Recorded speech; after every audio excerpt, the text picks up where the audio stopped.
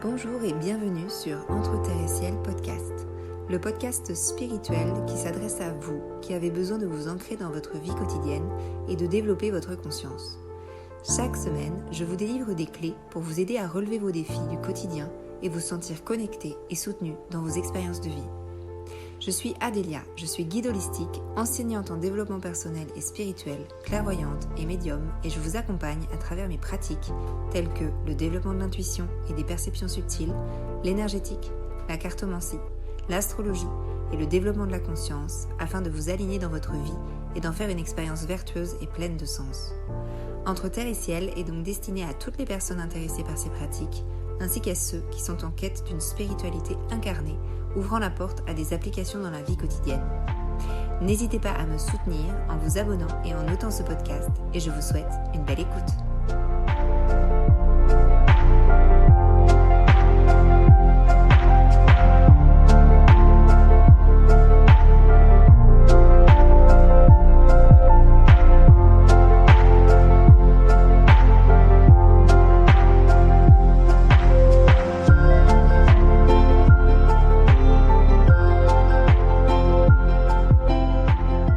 Bonjour à tous et à toutes, nous voici pour le 34e du podcast Entre Terre et Ciel.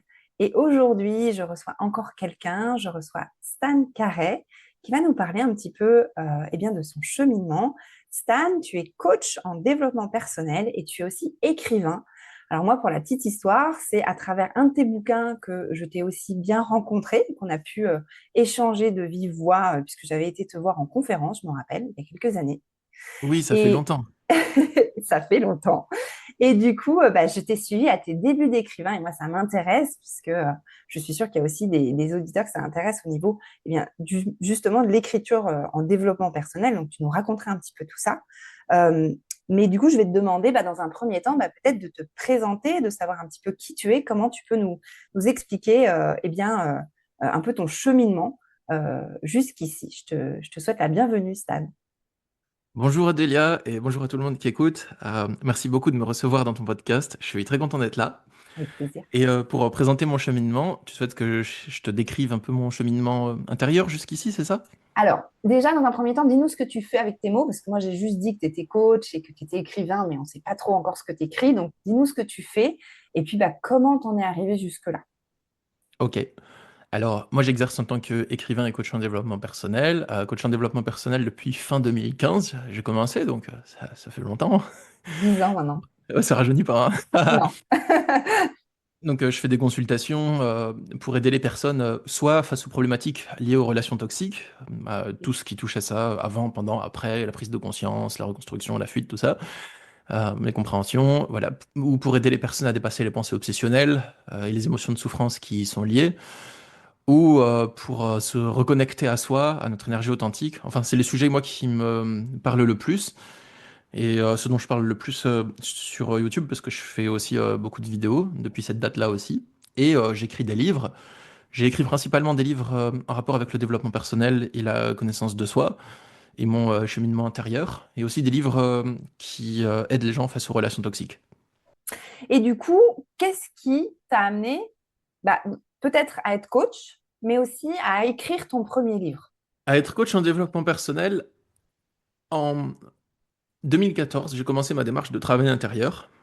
Et à partir du moment où j'ai pris connaissance de l'activité de coach en développement personnel, je connaissais pas avant, je savais pas que ça existait ce genre de choses. Ah, c'était en Ouais. 2014, hein, maintenant on en parle plus, mais à l'époque, Et oui, ah oui, le rayon spiritualité à la Fnac, il était tout petit, hein. exactement, c'est ce que je dis tout le temps. Ah, toi aussi pour le rayon Ouais, spiritualité? ouais, je Maintenant, dis il tout fait le un mur temps. entier, le machin. Exactement, maintenant, c'est waouh, il y a quasiment tous deux rayons, quoi. Et c'est fou.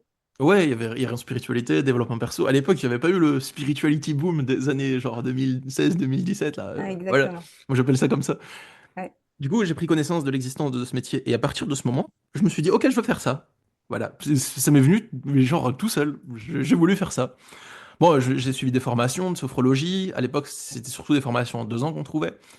Donc j'ai suivi une formation en 2 ans. J'ai fait un an dans une école, un an dans l'autre. J'ai déménagé entre-temps. Enfin voilà, je me suis formé à plein de trucs et je me suis lancé. Voilà, donc c'était surtout un appel au début. Et je me suis lancé là-dedans. Et comment j'en suis venu à écrire mon premier bouquin? J'avais commencé à faire des pratiques de créativité et d'écriture pour moi-même, et d'écriture pour développer mes idées. J'avais suivi des conseils que j'avais vus dans des livres, par exemple dans Libérez votre créativité de Julia Cameron. J'avais fait pas mal d'exercices pour m'entraîner à écrire, pour développer mon écriture, mais pour moi-même d'abord. Et à un moment, j'ai ressenti l'appel d'écrire moi aussi un livre. Ça a mijoté petit à petit, et un jour, je me suis dit, ok, bah, on y va. J'avais vraiment envie de lancer la carrière de coach et d'écrivain. Mon objectif, c'était d'écrire un livre par an. Ok. Alors, j'ai réussi pendant plusieurs années à écrire un livre par an.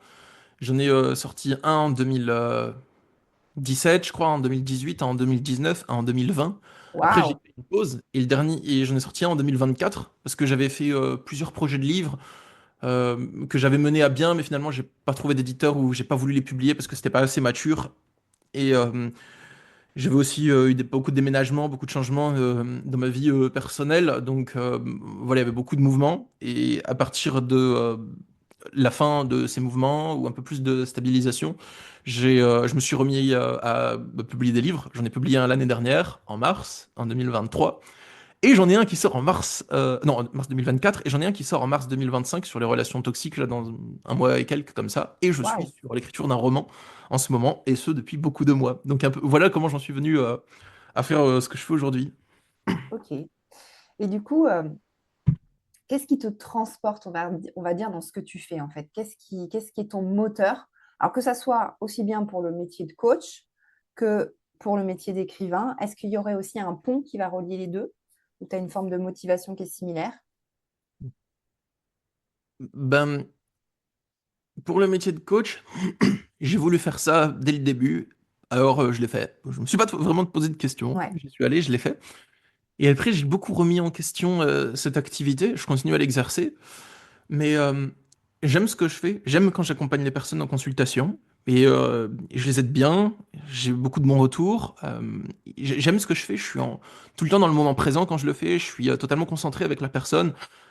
J'ai toute mon énergie en activité pour aider la personne à trouver des solutions. J'aime ce que je fais. Je suis content quand j'ai fini une journée de consultation. Ça me fait du bien. Mais j'ai remis cette activité en question parce que je trouvais que ça manquait de quelque chose. Je ressentais que ça manquait de quelque chose. Et j'ai fait beaucoup d'introspection pour ça, beaucoup de travail intérieur pour me reconnecter à moi, pour me reconnecter à mon épanouissement. Moi, j'appelle ça l'énergie de mon âme, en fait. C'est les mots que moi je place dessus. Ouais. J'ai fait plusieurs années de longue introspection intensive pour arriver à m'y reconnecter. Et quand je m'y suis reconnecté, j'ai compris que vraiment ce qui était important pour moi, c'était d'écrire.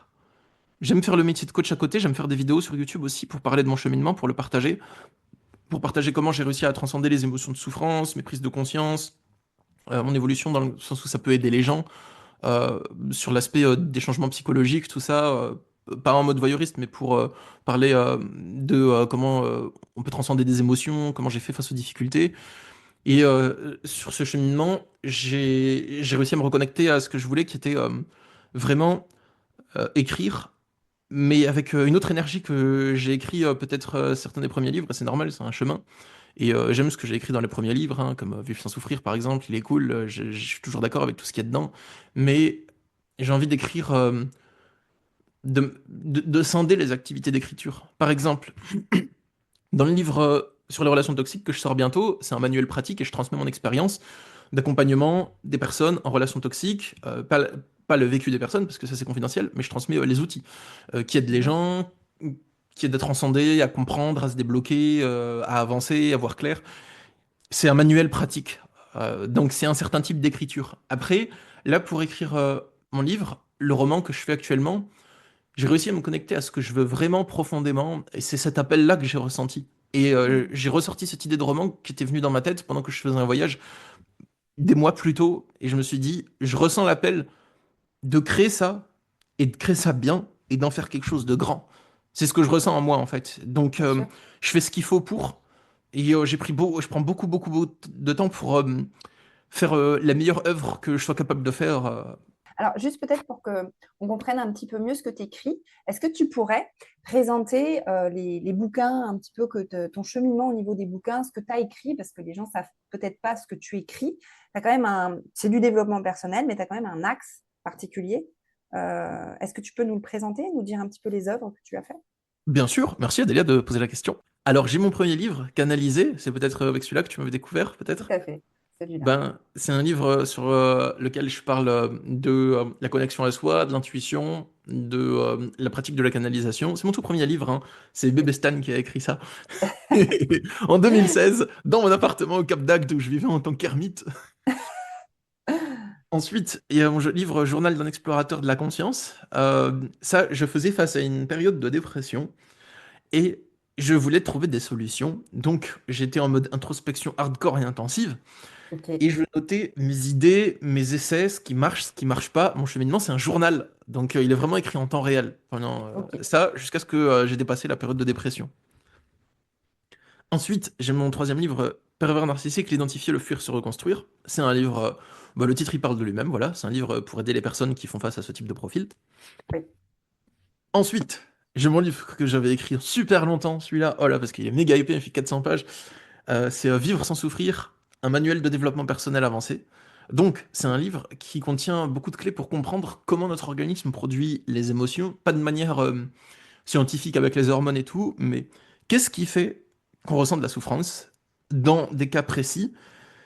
Pour donner un exemple, ça peut être parce que on attend qu'une personne qui ne nous donne pas d'amour finisse par nous en donner, et tant qu'on projette ses attentes, ben, en fait, l'organisme il crée une sensation de souffrance parce qu'on charge notre cerveau d'une mission qui est de trouver comment faire pour que cette personne nous aime, mais comme on a aussi une tendance intérieure au déploiement et à l'épanouissement, bah, cette tendance elle est contradictoire avec la suradaptation pour obtenir un amour conditionnel d'une personne qui ne donne pas, et donc l'organisme me produit de la souffrance, et je donne beaucoup d'explications, beaucoup de conseils de manière très concrète sur comment faire des réorientations dans l'esprit.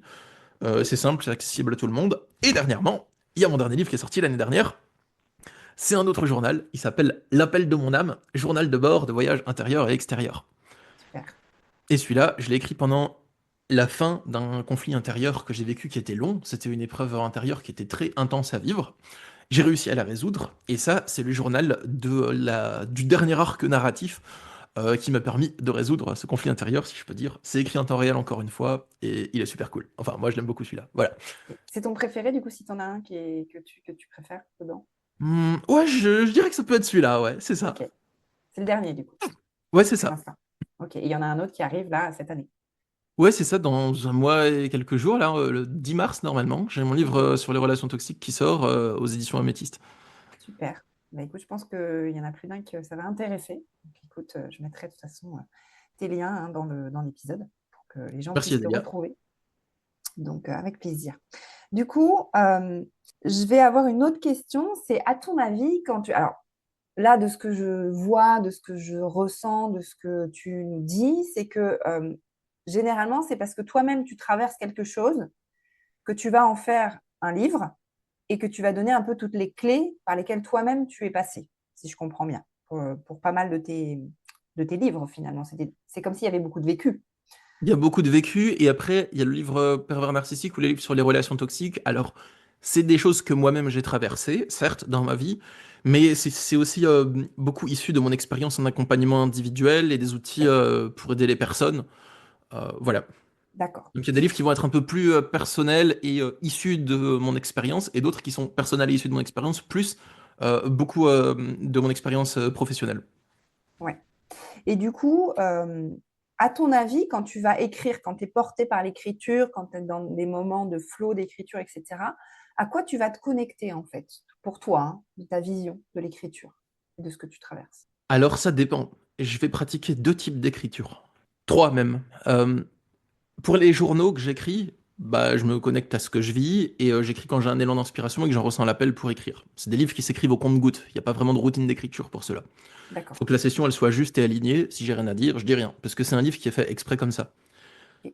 Après, pour les manuels, Pervers narcissique, Vivre sans souffrir, le livre sur les relations toxiques, tout ça, ce à quoi je me connecte, c'est ma base de connaissances intérieure, et je les mets en œuvre, et je me connecte à mon sens de ce qui est juste pour savoir comment les mettre en œuvre pour que ça fasse un livre qui soit bien pour les gens, qui soit juste, pour sentir quand la structure est bonne. Voilà, je me connecte à ça. Et là, depuis que j'écris mon roman, ah, c'est tout autre. En fait, j'ai l'impression que le roman, il est déjà présent dans l'énergie, mais il faut que je le télécharge dans la matière, donc il faut que je m'y Mmh. connecte. Mais Mm. pour ça, il faut que je me connecte à mes sensations corporelles, il faut que je sente ce qui est juste ou pas, parce que ce processus, il est très long. Au début, j'ai la trame, mais ensuite, la trame, elle est faible. Elle présente beaucoup de faiblesses narratives, beaucoup de creux. J'ai la sensation que c'est pas complet, j'ai la sensation que c'est pas assez, que c'est pas bien. Et c'est pas une sensation d'auto-sabotage, hein. C'est pas une sensation de syndrome de l'imposteur. C'est juste, hein, c'est une vraie sensation. Et je m'y connecte, et quand je sens que le truc en particulier n'est pas juste, n'est pas bien, j'y passe du temps jusqu'à ce que ça soit juste et jusqu'à ce que ça soit bien. Et je peux passer 2 jours sur juste rectifier un seul détail. Mais parce que à chaque fois, ça amène beaucoup de background à créer. Enfin, c'est pareil pour les personnages. Je sens que les personnages, ils sont déjà là. Il faut que je trouve ce qui est juste avec eux. Mais pour ça, ça nécessite, premièrement, que j'ai pas de problème dans ma vie qui tourne en boucle dans mon esprit. Parce que sinon, j'arrive pas à me connecter à ma source de créativité. Ok. Donc il faut que je règle tout ce qui est pensée obsessionnelle ou problème latent, ce genre de truc. Il faut que ce soit vierge de ça en moi. Et ensuite, je fais jusqu'à ce que ce soit juste. Alors, ça implique de faire plein de choses. Ça implique de classer, ça implique de développer, ça implique de répartir, ça implique de canaliser des choses et de déverser.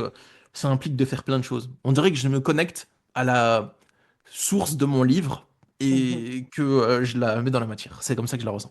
Comme un égrégore, quoi. On peut dire ça. Ouais, c'est intéressant. C'est Je super télécharge intéressant. l'histoire. Ouais, ouais, et c'est super intéressant. Et du coup, bah, je vais embrayer sur une autre question. T'en prie. On pourrait imaginer que du coup, ce que tu télécharges, c'est déjà dans les mondes subtils, entre guillemets. Après, il reste à peaufiner, à un petit peu développer tout ça. Quel est ton rapport justement avec les mondes subtils, l'énergie, tes croyances, la spiritualité? Euh, qu'est-ce que c'est ton rapport à tout ça? Bah, déjà, j'y suis ouvert à tout ça, parce que c'est un aspect de la vie, on le ressent. On ressent l'énergie des gens, on ressent l'émotion des gens. Même les gens qu'on aime ou auxquels on est connecté, on ressent leur énergie, leur émotion à distance des fois, quand on a un fort lien avec la personne, ou même quand on communique avec quelqu'un, on ressent son énergie, les variations de ses émotions, de ses humeurs, on les ressent, ça existe ces choses-là. Euh, pour moi, l'aspect énergétique, il est tellement grand, on ne peut pas tout savoir dessus, je pense. Et je pense qu'on peut approfondir notre connexion avec. Je pense qu'il y a plein de choses à découvrir. Il y a la connexion à notre âme. Moi, c'est comme ça que je le vois. Et pour moi, l'âme, ma perception personnelle de ça, c'est que c'est quelque chose qui existe en dehors de la matière et que sa source, elle est située en dehors du monde matériel. Et je pense que c'est comme ça que moi, personnellement, je le ressens. Après, on n'est pas forcément tous d'accord avec, hein. Bien Mais sûr. je pense que ce qui est dans la matière, donc notre corps, notre psychologie, nos émotions, je pense qu'elles peuvent pas agir sur l'âme, mais qu'elles peuvent agir sur notre connexion avec l'âme. Et que on capte l'énergie de l'âme, on peut la capter ou s'en déconnecter, on peut la faire venir dans ce monde ou s'en déconnecter. Je pense pas qu'on puisse la toucher. Enfin, je pense pas qu'on puisse la modifier, pardon, mais je pense qu'on puisse la faire venir. On peut approfondir notre connexion avec. Et du coup, pour aller un peu plus loin en fait dans ce que tu as développé, euh, par exemple, dans ton premier livre où tu parles de canalisation. La canalisation, on est d'accord que ça peut être une pratique de développement personnel ou de développement spirituel. On est d'accord. Comment Oui. du coup tu décrirais la canalisation? Qu'est-ce que c'est pour toi la canalisation? Alors, je pense qu'il y a plusieurs formes de canalisation. Euh, il y a des personnes qui vont pratiquer la canalisation en essayant de se connecter à une entité et en laissant ça s'exprimer à travers eux, par exemple, qui Mhm. vont appeler ça canalisation. Moi, ce que je fais aujourd'hui, pour moi, c'est surtout que il y a des idées et on s'y connecte et ensuite on peut les mettre dans la matière. Ouais, Et on très peut suivre le flot de la connexion et tirer dessus jusqu'à ce que ce soit vide et que le robinet se ferme tout seul. Après, voilà, c'est fini. ouais. C'est comme ça que je le Ça me, ressens. ça me plaît beaucoup parce que c'est une vision très pragmatique de la canalisation. Et j'adore cet aspect-là, tu vois. Parce que des fois, la canalisation, on en entend parler pour les médiums qui vont se connecter justement aux esprits, qui vont se connecter peut-être à la guidance, au guide, à tout ça. Et toi, tu as une autre facette, c'est plutôt une idée, comme une énergie, tu vois, qui va graviter quelque part.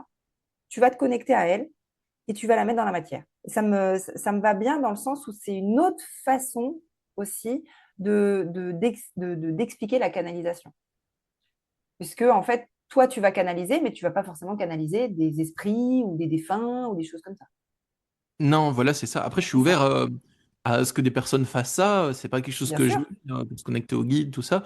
Mais moi, ma manière de faire aujourd'hui, c'est je sens qu'il y a un truc qui va venir. Hop, Ouais, je le capte. ouais, Et je veux pas l'ignorer, hein, parce que j'essaie de pas ignorer ça, hein, parce qu'en général, ouais. quand il y a une bonne idée, en plus, soit ça vient pendant les sessions d'écriture quand je me mets exprès en état pour le faire, ou soit ça vient quand je décide d'arrêter ma session d'écriture. Donc je me dis, allez, je vais faire la session de sport maintenant, j'arrête, je suis épuisé, j'ai faim, j'ai besoin de manger, j'ai plus d'énergie. Et là, boum, il y a toutes les idées qui viennent. Et donc, j'ai mes gants de sport, là, de muscu, je suis en tenue de sport et j'ai froid, je suis sur mon PC en train de mettre toutes mes idées dedans. Non, mais c'est intéressant parce que des fois, on a l'impression que, il faut absolument qu'on croie aux esprits, à toute une forme d'énergétique, etc., pour pouvoir faire de la canalisation. Mais en fait, non, tu l'as décrit assez simplement et je trouve que c'est assez intéressant.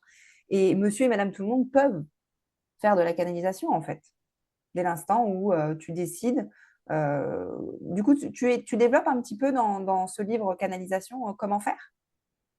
Oui, je donne des conseils sur l'écoute de soi, sur la connexion à son intuition. Après, je pense je pense aussi l'appel de mon âme, il est assez complémentaire parce que c'est vraiment, on va dire, une odyssée de la reconnexion à soi et de la transcendance des choses qui nous empêchent de nous reconnecter à soi. Mm. Et je pense que plus on est connecté à soi et plus à l'intérieur de nous, le paysage intérieur, il est paisible, plus c'est facile de canaliser des idées qui sont épanouissantes, qui sont bonnes pour nous. Super, super intéressant. Parce que sinon, notre énergie, elle est brouillée et chargée par tous les problèmes, les pensées Ouais, obsessionnelles, les émotions, les choses qui sont souffrantes.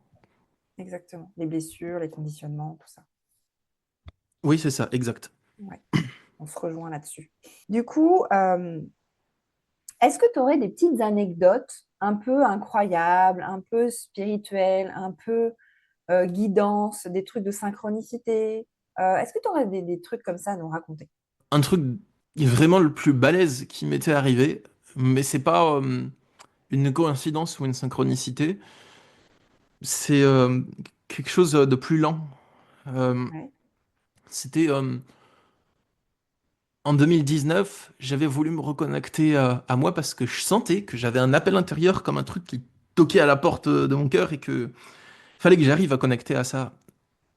Mais je savais pas ce que c'était, je savais pas comment m'y connecter, je ressentais juste un truc en fait. Et donc j'ai fait une introspection intense pour y arriver. Et cette introspection, elle m'a amené à vivre un conflit intérieur qui était difficile parce qu'après, je devais me battre entre ce que j'avais découvert en moi et ce qui était déjà là dans ma vie. C'était vraiment dur de gérer tout ça pour moi. Et ça a duré plusieurs années de suite jusqu'à ce que j'y arrive. ok. Et après, petit à petit, avec un long travail intérieur, j'ai réussi à retrouver la paix parce que j'avais une sorte de paix intérieure avant, mais me reconnecter à ça, ça a amené beaucoup de chaos à l'intérieur de moi. Et j'ai réussi à me reconnecter à cette paix intérieure. Et après, j'ai vécu l'état de paix le plus grand que j'ai jamais vécu. Mais pour moi, c'est pas une synchronicité, mais c'est un truc de ouf qui m'est arrivé parce que l'expérience intérieure, elle était tellement puissante, elle a tellement tout ravagé de ce que j'avais à l'intérieur de moi et tout reconstruit et ça a changé toute ma vision du monde. Donc, C'est comme un éveil de conscience, on va dire, mais une certaine forme d'éveil de conscience finalement. C'est comme, tu sais, une initiation. Des fois, on a des épreuves initiatiques ou des trucs comme ça qui nous permettent de nous reconnecter. Et je suis sûre qu'il y a plein de gens qui vont se retrouver parce que quand on est aussi dans le milieu de la spiritualité ou du développement personnel, c'est justement parce qu'on est dans une quête intérieure. On essaye de... Et des fois, c'est parce qu'il y a des expériences, des événements, des défis qui nous amènent justement à nous éveiller quelque part pour aller au lieu de projeter le regard à l'extérieur, d'aller justement regarder à l'intérieur qu'est-ce qui se passe et qu'est-ce qui a changé.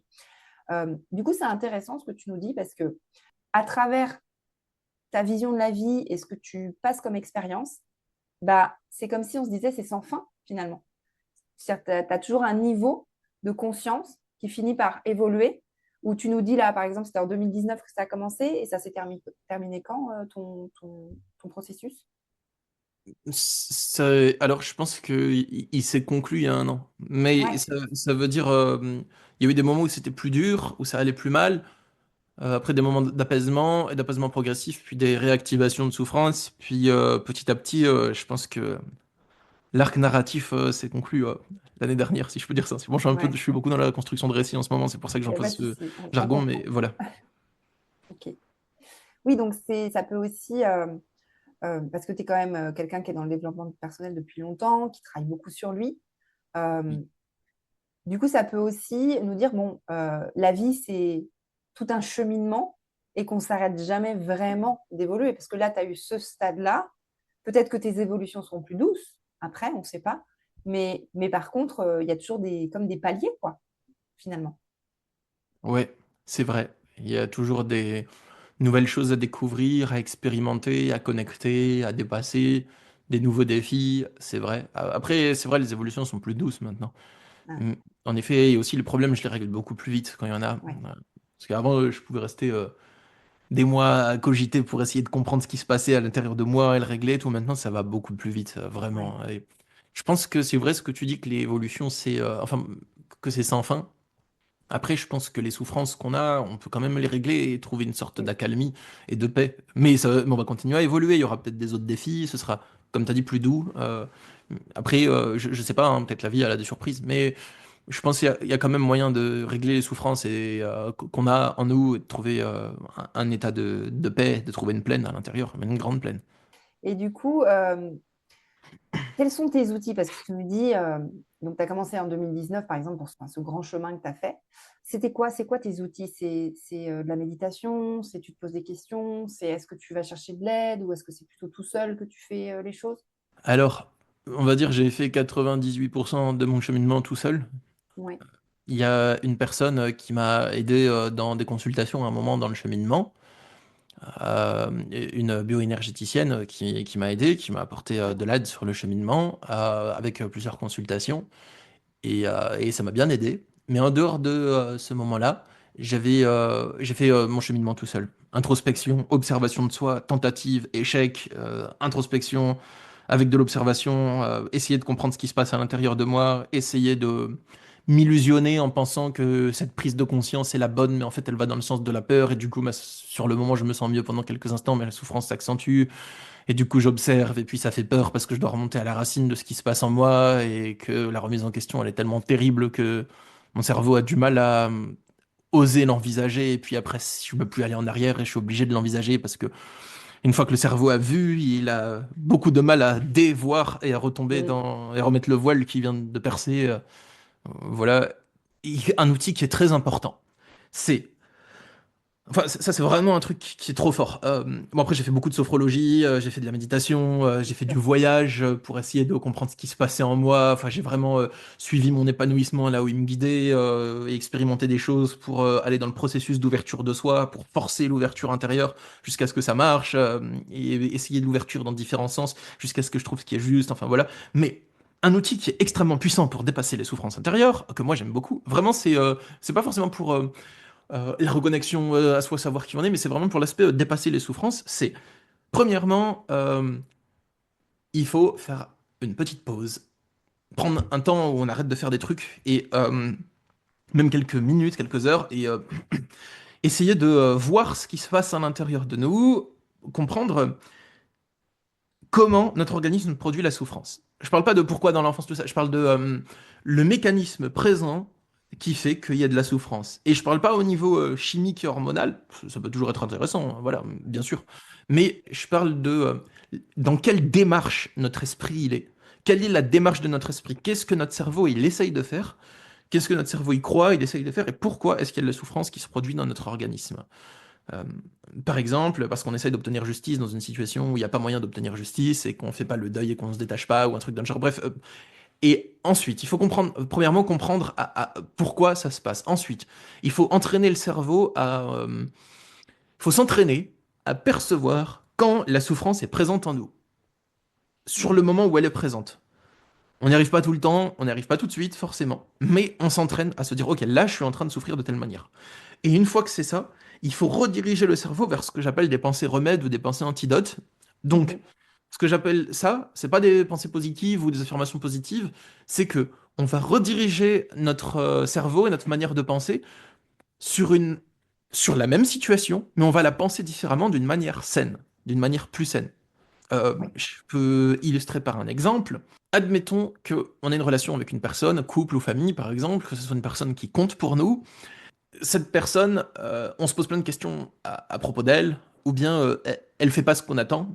Du coup, soit on est en insécurité parce qu'on se pose des questions à propos d'elle, ou soit elle fait pas ce qu'on attend, alors on est déçu, on est contrarié, et on rumine tout ça. On se pose des questions à nous-mêmes, on rumine notre déception, on veut le faire comprendre à l'autre mais sans lui dire, par exemple. Donc c'est important dans un premier cas de se dire, ok, je suis en train d'avoir soit de l'insécurité, soit de la frustration et de la déception.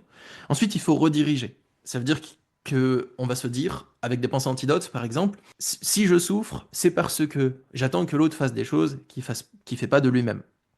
Donc, je dois accepter que l'autre est tel qu'il est et que ces choses, il les fait pas. Donc si je veux qu'il les fasse, peut-être il faut que je lui parle, que j'ose me montrer vulnérable, que j'ose m'ouvrir à lui pour lui dire quelles sont mes attentes. Et si je le fais pas, ça va pas marcher. Donc il faut que je prenne le courage de communiquer, par exemple. Ou il y a des personnes qui ont peur de partager leurs besoins à un conjoint parce que elles croient que l'autre il va partir si elles le font. Et dans ce cas, il faut rediriger. Encore une fois, la pensée antidote, c'est au lieu d'avoir peur que la personne parte, si je lui partage ce que j'ai sur le cœur, eh bien, je vais prendre le risque de partager ce que j'ai sur le cœur. Et si l'autre part, bah, j'ai bien fait de lui partager parce que ça voulait dire que c'est peut-être pas quelqu'un qui est pas à l'écoute comme moi j'en ai besoin, par exemple. Enfin, ça peut être une idée. Après, c'est pas forcément ça la solution dans la situation. Mais je donne juste des exemples. Super. Et ça, c'est le genre de choses que tu peux nous partager dans tes livres, j'imagine. Éventuellement, oui, dans Vivre sans souffrir, par exemple, je partage pas mal d'exemples là-dessus. Après, Super. j'ai partagé cet exemple parce que c'est des choses que je vois souvent revenir en consultation Mm, récemment, bien sûr. encore aujourd'hui. Donc voilà, c'est un exemple frais dans ma mémoire et je l'ai donné pour ça. Du coup, je vais conclure avec cette dernière question. Pour toi, qu'est-ce qui fait que la vie est extraordinaire? Qu'est-ce que tu te dirais ou tu te dirais, ah ouais, ça, c'est quand même, malgré ces souffrances, ces choses qu'on traverse en tant qu'être humain, la vie, elle mérite vraiment d'être vécue. Parce que j'aime bien ma vie, j'aime bien le cadre que j'ai créé. J'aime bien le cadre que j'ai créé avec mes proches. J'ai des proches qui sont vraiment géniaux, de qualité. J'aime le monde que j'ai créé à l'intérieur de moi. J'ai réussi à me reconnecter à quelque chose de beau et de paisible en moi et de créer la paix à l'intérieur de moi. Donc c'est cool, je suis content. En fait, moi, je me dis surtout, bah, ma vie, je la vis, en fait. Et je compte la vivre jusqu'à ce que je meure. Donc autant en Mm. faire quelque chose de paisible, c'est plus comme ça que je vais raisonner les Ah choses. ouais, Je me dis autant en faire quelque chose de beau, de paisible. Alors j'ai de la gratitude pour des choses qui sont dans ma vie, mais je me dis pas, je suis trop content de vivre parce que je suis là et je fais avec. Alors je fais ce que je peux pour vivre la vie la plus agréable et la plus douce possible à l'intérieur de moi. super. Merci beaucoup, Stan. Merci pour d'avoir témoigné, pour ton interview, pour ton parcours. Et du coup, si on veut te retrouver, je vais bien sûr mettre tout dans le lien de l'épisode, mais c'est où? Sur ton site web? Merci Adélia pour de m'avoir reçu dans ton super podcast. J'étais très content de Merci. partager cet échange avec toi aujourd'hui. Et si vous voulez me retrouver, bah, il y a mon site web, là où il y a mes consultations, mes livres, bien sûr, mes accompagnements, tout ça. Sinon, il y a mes chaînes YouTube. Peut-être que tu mettras dans la description Tout si à tu fait. souhaites. Voilà, j'ai deux chaînes YouTube, une d'aide face aux relations toxiques et une où je partage mon cheminement intérieur, la compréhension des émotions, tout ça, voilà. Merci beaucoup, Stan, pour tout, pour ton témoignage. Du coup, je mets tout en barre d'infos pour que les gens puissent te suivre et acheter tes livres. Je vous remercie à tous pour votre écoute et je vous dis à la semaine prochaine où je reprendrai le micro toute seule pour un autre épisode. Je vous remercie du fond du cœur.